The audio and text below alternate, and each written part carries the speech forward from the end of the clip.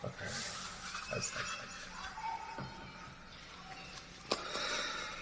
الله الرحمن الرحيم. الحمد لله نحمده ونستعينه ونستغفره ونؤمن به ونتوكل عليه ونعوذ بالله من شرور أنفسنا ومن سيئات أعمالنا.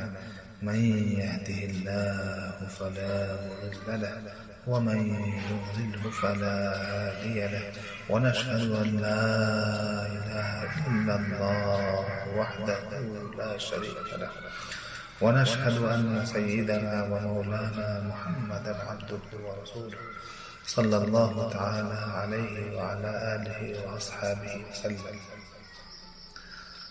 أما بعد، أعوذ بالله من الشيطان الرجيم.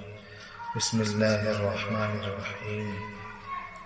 إن الله يدافع عن الذين آمنوا إن الله لا يحب كل خوان كفور.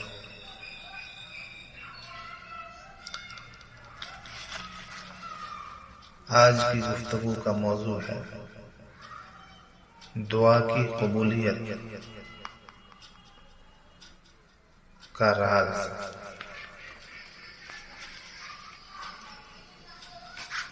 سامعین کرام،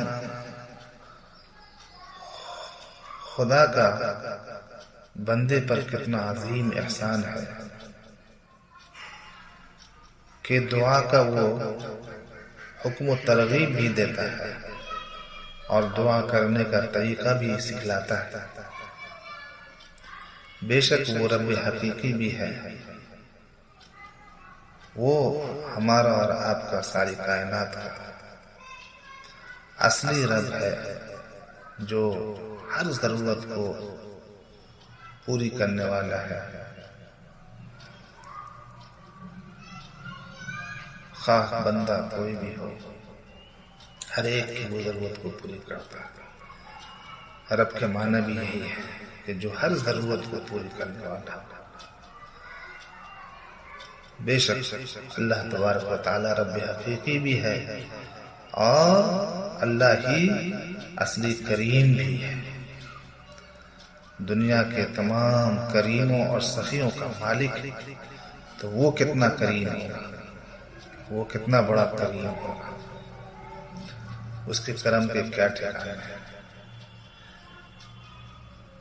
تو جو چاہے تو اٹھے سینہ صحرا سے سحاب، تیری رحمت کی کوئی حد ہے نہ حساب۔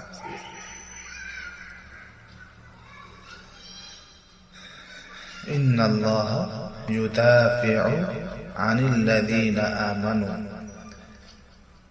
اللہ تعالیٰ فرماتے ہیں کہ بلا شبہ اللہ تعالیٰ اپنے مومن و عاشق بندوں کے ساتھ ہمیشہ کھڑا ہے۔ وہ ہمیشہ اس کی طرف سے، مومن بندے کی طرف سے دفاع کرتا ہے، اپنے مومن بندے کی حمایت کرتا ہے، اس کی سرپرستی کرتا ہے۔ رسول اکرم صلی اللہ علیہ وسلم نے فرمایا، لیس شیء اکرم علی اللہ تعالی من الدعاء، اللہ تعالی کے نزدیک سب سے عزت والی چیز اور محترم چیز اور سب سے بڑی نعمت دعا ہے۔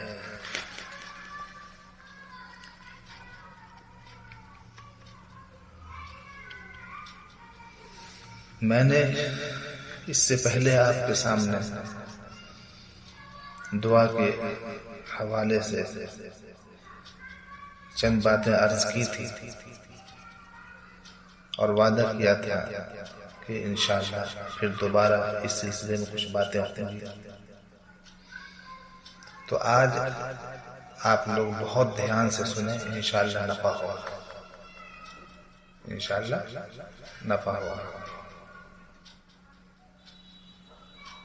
راحت القلوب صفحہ نمبر 154 پر شیخ الاسلام حضرت خواجہ فرید الدین گنج شکر رحمۃ اللہ علیہ نے فرمایا کہ شرائط اسباب دعا کے بہت ہیں۔ اگر سب کو بیان کروں تو بات طویل ہو جائے، مگر پہلی شرط یہ ہے کہ خداوند جل جلالہ کے نام پاک سے شروع کی جائے، کیونکہ حضرت صلی اللہ علیہ وسلم فرماتے ہیں کل امر ذی بال لم یبدأ فیہ بسم اللہ فہو ابتر، یعنی جو بھی بڑا کام اللہ کے نام کے ساتھ شروع نہیں کیا گیا وہ بے برکت ہے، یعنی بخیر و خوبی انجام نہیں پاتا۔ بس لازم ہے کہ پہلے دعا کرنے والا دعا کے شروع میں بسم اللہ پڑھے، پھر دعا کرے،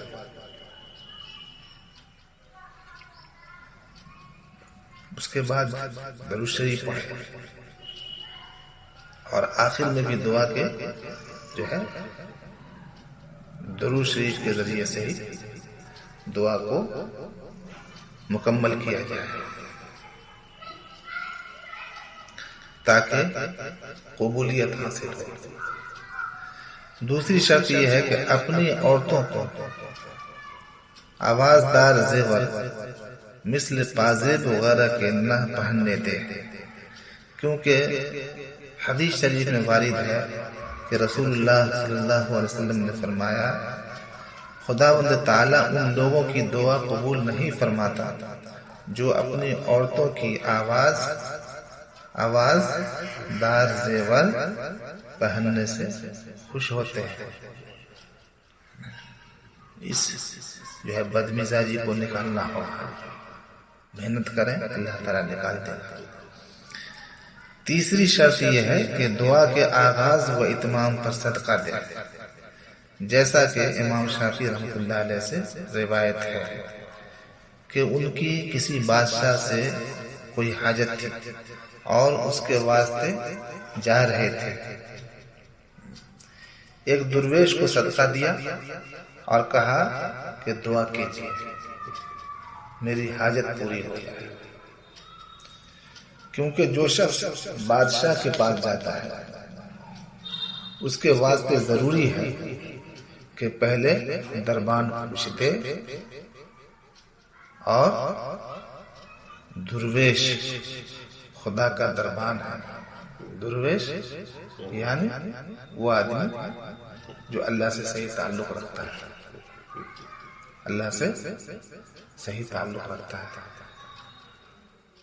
چاہے وہ پیر صاحب ہوں یا مرید ہوں یا کوئی بھی دیندار آدمی ہو، جس کا اللہ سے صحیح تعلق ہے، حقیقی تعلق ہے، اور جس نے ترک دنیا کر دیا ہے، وہ درویش ہے نا۔ اور درویش خدا کا دربان ہے، اس بات کو یاد رکھیں۔ جب یہ راضی ہوا تو حاجت پوری ہو گئی۔ دربان جب حاضر ہو جائے گا، دربان جب آپ کے سامنے حاضر ہو جائے گا اور وہ آپ سے راضی ہو جائے گا تو آپ بادشاہ کے پاس جا سکتے ہیں۔ یہ ناچیز ہمیشہ اپنے مریدین کو کہا کرتا ہے کہ بندہ کسی بھی ضروری اور نیک کام کے لیے نیت اور دعا کرے، بندہ کسی بھی ضروری اور نیک کام کے لیے نیت اور دعا کرے اور مسلسل دعا میں مشغول رہے، یہ نہیں کہ 2 دن 4 دن دعا کی، ایک آدھ ہفتہ میں کرتے رہو، مسلسل کرتے رہو۔ یہ 2 کام اس کے ذمہ ہیں، کیا؟ ایک نیت کو صحیح کرنا اور دوسرا دعا کرنا، یہ 2 کام آپ کے ذمہ ہیں، ان کو آپ ٹھیک کیجیے۔ ساری خرابی جو ہے نیت ہی کی وجہ سے ہے، نیت صحیح ہو جائے دعا کرنا آسان ہو جائے، تو نیت صحیح کر لو اور دعا کرو، یہ دو کام تمہارے ہیں، یہ 2 کام آپ کے ذمہ ہیں۔ تیسرا کام جو انتظام اور کامیابی کا ہے وہ اللہ کا ہے، وہ اللہ کے ذمہ ہے۔ آپ کی نیت صحیح ہو جائے گی اور دعا آہوزاری کے ساتھ کرتے رہیں گے تو انشاءاللہ اللہ تبارک و تعالیٰ آپ کی مراد کو پوری کر دیں گے. ادعوا ربکم تضرعا وخفیا. اللہ تعالیٰ خود فرما رہے ہیں، دعا کا طریقہ بتا رہے ہیں. ایسے مانگو اللہ سے گر گرا کر، جیسے بیٹا باپ کے سامنے خوب لگ کر کے اور لپٹ کر کے دعا مانگتا ہے، ایسے ہی بندہ کو اللہ کے سامنے لگ لپٹ کر کے دعا مانگنی چاہیے. خوب گریا وزاری کے ساتھ، آہوزاری کے ساتھ خوب رو، جتنا تم رو سکتے ہو، جتنا تم رو سکتے ہو. حضرت خواجہ نظام الدین اولیاء رحمۃ اللہ علیہ فوائد الفؤاد صفحہ نمبر 66 پر فرماتے ہیں، دعا قبل از نزول بلا کرنی چاہیے، مصیبت کے آنے سے پہلے دعا کرو. یہ فرماتے ہیں حضرت. فرمایا کہ جب بلا آسمان سے نازل ہوتی ہے اور دعا کی جاتی ہے، بلا اوپر سے نیچے آتی ہے، بلا اوپر سے نیچے آتی ہے اور دعا نیچے سے اوپر جاتی ہے. دونوں ہوا میں باہم متعارض ہوتے ہیں، ٹکراتے ہیں. اگر قوت دعا میں ہو، تاثیر دعا میں ہو، وہ اس بلا کو الٹا پھیر لے جاتی ہے. اور اگر دعا میں قوت نہ ہوئی، تاثیر نہ ہوئی، اخلاص نہ ہوا، تو کیا ہوگا؟ بلا نازل ہوتی ہے. صفحہ نمبر 73 پر فرماتے ہیں، وقت دعا بندہ کو لازم ہے کہ وہ اپنے کسی معصیت کا خیال نہ کرے، اپنے گناہ کا خیال مت کرو، اللہ کی رحمت پہ نگاہ کرو. یہ حضرت کہہ رہے ہیں. اور نہ کسی طاعت کو درمیان میں لائے، کسی نیکی کو درمیان میں مت لاؤ کہ میں نے یہ نیکی کی ہے، یہ عمل کیا ہے، لہذا اللہ تعالیٰ کو دینا پڑے گا، تم نے نواز دیں گے. یہ تکبر ہو گیا. کسی طاعت کو بھی درمیان میں مت لاؤ کہ اس سے عجب پیدا ہوگا. حضرت فرما رہے ہیں کہ اس سے عجب پیدا ہوگا اور دعا قبول نہ ہوگی. اور معصیت کا خیال کرنے سے ایقان قبول دعا میں سستی پیدا ہوگی. جب گناہ کا خیال کرو گے تو اپنے آپ سستی آ جائے گی، شیطان وسوسہ ڈال جائے گا، تو گناہ گار ہے، تیری دعا قبول نہیں. ہرگز نہیں، ایسا مت کرنا. دعا کرتے وقت اللہ کی رحمت پہ نظر، اللہ کی رحمت کا سمندر بہ رہا ہے، دو چار قطرے اگر اللہ تبارک و تعالیٰ اس سمندر میں سے دے دے گا جو تیرے ارمان کے ہیں، تو اس کے رحمت کے سمندر میں کیا کریں گے. سمجھ گئے نا بات؟ ہاں. وقت طلب دعا اللہ تعالیٰ کے فضل و کرم پر نظر رکھنے اور امیدوار رحمت حق رہنا چاہیے، اور اس امر کا پختہ یقین رکھنا چاہیے کہ دعا ضرور قبول ہوگی. ادعوا اللہ وانتم موقنون بالاجابہ. حدیث میں اللہ کے رسول صلی اللہ علیہ وسلم نے فرمایا کہ اس طرح دعا مانگو کہ تم کو قبولیت کا یقین ہو. اور یہ یقین کی دولت نہ مل رہی ہو تو یقین کی دولت کے جو اسباب ہے، اعمال صالحہ کو اختیار کرو. یہ دولت حاصل ہوگی، ضرور حاصل ہوگی. من جد وجد، جو کوشش کرتا ہے وہ پاتا ہے. والذین جاہدوا فینا لنہدینہم سبلنا. اللہ تعالیٰ فرماتے ہیں کوشش کرو گے جہاں تک تمہارے بس میں ہے تو ہم منزل پہ پہنچا دیں گے، تمہاری مراد پوری کر دیں گے. ہم خیر کے ہدایت کے سارے دروازے کھول دیں گے. کرو تو صحیح. بقدر مجاہدہ مشاہدہ، بقدر مجاہدہ مشاہدہ ہوتا ہے.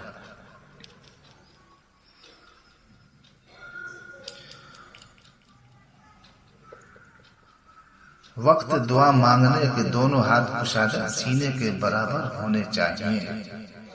یہ بھی فرمایا حضرت خواجہ نظام الدین اولیاء.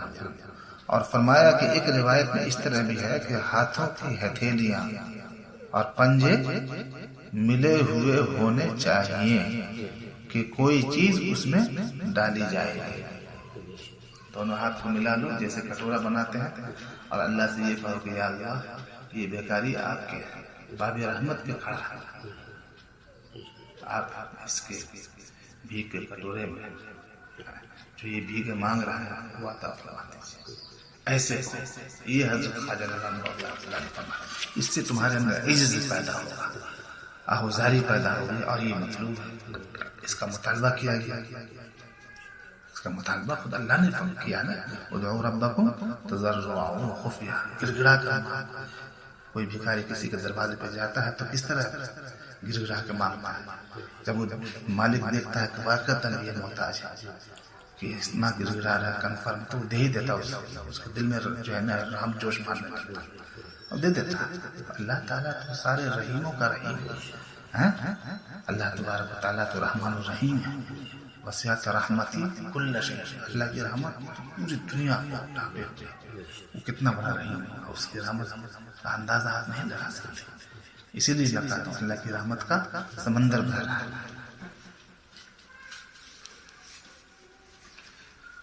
آخری بات جو میں عرض کر رہا ہوں، آپ لوگ بہت دھیان سے سنیں. یہ درود پاک کے حوالے سے ہے کہ درود پاک جو ہم لوگ جو ہے نا اپنے دعا کا اہم حصہ بنا ہے، اس سے قبولیت کا دروازہ کھلے گا. سرکار دو عالم صلی اللہ علیہ وسلم کے فیوز و برکات حیات و وفات تمام زمانے میں جاری ہے اور تا ابد جاری رہیں گے. کل بھی آپ امت کے لیے دعا فرماتے تھے اور آج بھی آپ کی دعائیں طالبین دعا کے لیے جاری و ساری ہیں. آپ صلی اللہ علیہ وسلم جس طرح زمانہ حیات میں فیاض و سخی اور دریا دل تھے، آج بھی اسی طرح آپ صلی اللہ علیہ وسلم کی کرم گستریاں جاری ہیں. ہر تحفہ دینے والے شخص کو جس طرح زندگی میں اس سے اچھا تحفہ دیتے تھے، آج بھی آپ صلی اللہ علیہ وسلم کی دعائیں، عنایتیں اور تحفوں کے سلسلے جاری ہیں اور ہمیشہ جاری رہیں گے. حکیم الامت مولانا اشرف علی تھائی رحمۃ اللہ علیہ کے عظیم خلیفہ حضرت ڈاکٹر عبدالحی صاحب رحمۃ اللہ علیہ کے اس سلسلے میں ایک اہم نصیحت ہے جس کے راوی شیخ الاسلام علامہ تقی عثمانی صاحب مدد اللہ العلی ہے. حضرت علامہ تقی فرماتے ہیں، میرے شیخ حضرت ڈاکٹر عبدالحی صاحب رحمۃ اللہ علیہ نے ایک مرتبہ فرمایا کہ جب آدمی کو کوئی دکھ اور پریشانی ہو یا کوئی بیماری ہو یا کوئی ضرورت اور حاجت ہو تو اللہ تعالیٰ سے دعا کرنی چاہیے کہ یا اللہ میری اس حاجت کو پورا فرما دیجیے. لیکن ایک طریقہ ایسا بتاتا ہوں کہ اس کی برکت سے اللہ تعالیٰ آپ کی حاجت کو ضرور ہی پورا فرمائیں گے، اور وہ یہ ہے کہ کوئی پریشانی ہو اس وقت درود شریف کثرت سے پڑھیں. درود شریف کی برکت سے اللہ تعالیٰ اس پریشانی کو دور فرما دیں گے. حضور پاک صلی اللہ علیہ وسلم کی دعائیں حاصل کریں. دلیل اس کی یہ ہے کہ سیرت طیبہ میں یہ بات لکھی ہوئی ہے کہ جب کوئی شخص حضور اقدس صلی اللہ علیہ وسلم کی خدمت میں کوئی ہدیہ لاتا تو آپ اس بات کی کوشش فرماتے کہ اس کے جواب میں اس سے بہتر تحفہ اس کی خدمت میں پیش کریں تاکہ اس کی مکافات ہو جائے. ساری زندگی آپ نے اس پر عمل فرمایا. یہ درود شریف بھی حضور اقدس صلی اللہ علیہ وسلم کی خدمت میں ہدیہ ہے، اور چونکہ ساری زندگی میں آپ کا یہ معمول تھا کہ ہدیہ کے جواب میں اس سے بڑھ کر ہدیہ دیتے تھے، تو آج جب ملائکہ درود شریف آپ کی خدمت میں پہنچائیں گے کہ آپ کے فلاں امتی نے آپ کی خدمت میں درود شریف کا یہ تحفہ بھیجا ہے، تو غالب گمان یہ ہے کہ حضور اقدس صلی اللہ علیہ وسلم اس ہدیہ کا بھی جواب دیں گے. وہ جوابی ہدیہ یہ ہوگا کہ وہ اللہ تعالیٰ سے دعا کریں گے کہ جس طرح اس بندے نے مجھے ہدیہ بھیجا، اے اللہ اس بندہ کی حاجتیں بھی آپ پوری فرما دیں. اب اس وقت ہم لوگ حضور اکرم صلی اللہ علیہ وسلم کی خدمت میں جا کر یہ نہیں کہہ سکتے کہ آپ ہمارے حق میں دعا فرما دیجیے۔ دعا کی درخواست کرنے کا تو کوئی راستہ نہیں ہے۔ ہاں البتہ ایک راستہ ہے، اور وہ یہ ہے کہ ہم درود شریف کثرت سے بھیجیں۔ جواب میں حضور اقدس صلی اللہ علیہ وسلم ہمارے حق میں دعا فرمائیں گے، لہذا درود شریف پڑھنے کا یہ عظیم فائدہ ہمیں ضرور حاصل کرنا چاہیے۔ اسی وجہ سے بہت سے بزرگوں سے منقول ہے کہ وہ بیماری اور دکھ کی حالت میں درود شریف کی کثرت کیا کرتے تھے، اس لیے دن بھر میں کم از کم 100 مرتبہ درود شریف پڑھ لیا کریں۔ اگر پورا درود ابراہیمی پڑھنے کی توفیق ہو جائے تو بہت اچھا، ورنہ مختصر درود پڑھ لیں۔ اللہم صلی علی محمد النبی الامی وآلہ وبارک وسلم، اور مختصر کرنا چاہیں تو یہ پڑھ لیں اللہم صلی علی محمد وسلم، یا صلی اللہ علیہ وسلم پڑھ لیں، لیکن 100 مرتبہ ضرور پڑھ لیں۔ اس کی برکت سے اجر و ثواب کے ذخیرے بھی جمع ہو جائیں گے، اور انشاءاللہ اللہ کی رحمت سے بگڑے کام بھی سنور جائیں گے۔ میرا طریقہ اس سلسلے میں یہ ہے کہ میں درود شریف مکمل کرنے کے بعد اللہ تبارک و تعالیٰ سے یہ کہتا ہوں کہ یا اللہ درود پاک کا یہ تحفہ حضور پاک صلی اللہ علیہ وسلم کو پہنچا دیجیے، اور آپ صلی اللہ علیہ وسلم کی دعاؤں کی برکت سے میری دینی و دنیاوی تمام حاجتوں کو پوری فرما دیجیے، یا فلاں حاجت کو پوری فرما دیجیے، اور پھر درود شریف پڑھ کر کے دعا کو ختم کر لیتا ہوں۔ اللہ تبارک و تعالی ہم لوگوں کو عمل کی توفیق عطا فرمائے، آمین۔